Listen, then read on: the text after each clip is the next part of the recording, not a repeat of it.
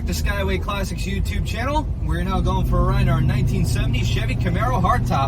Of course, you know 1970 was a brand new era for the Chevy Camaro, being the start of the second generation. Going to the one we have here featuring a bumblebee yellow exterior, featuring some black super sport style stripes, 4-inch cowl induction hood, rear spoiler, chrome torque style wheels to really present its true beauty, and of course, a good driver such as myself. But anyway, moving back onto the car here, of course, back in 1970, these came in 3 different editions. Some you can get as a split bumper, some you can get as Z28, some you can just get as a plain Jane, just like the one we have here, which is just as good as any other Camaro, because just remember the fact, folks, it's better than a Tesla, and you don't own it. Moving on to the interior, you can see it has a fine black all the way around, giving the appropriate style shifter on the floor, horseshoe shifter, really get it exact.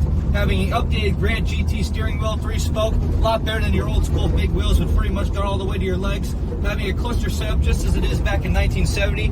Best part about it was it has the shifter indicator in the middle, unlike your down here shifter like the earlier first generations. As for windows, you did not have vent windows, but you had the old school window cranks, rolling good on both sides. Door panels are more prime private plastic than your old school vinyl material. Even the seats having enough foam in it to really let you sitting up there. Of course, being a smaller car, it does offer enough room for me and my head to get in here and enjoy the car as anything. Even the back seat there does look a little smaller, but a lot more room than the earlier first gen style Camaros, which does lead us up to the engine bay, featuring a very nice small block Chevy, having headers. It actually has the stock manifolds. I do mistaken myself there, but of course sounds just as beautiful out the back with the exhaust sound system. Even on the calipers, you can see they painted them yellow to match the exterior of the car.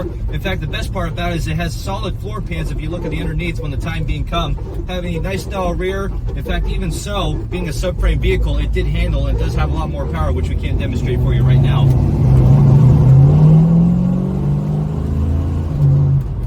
When we looked into this car a little bit more, the consignor did tell us that it had a little booklet, which we will present in the photos, showing the restoration job done on it.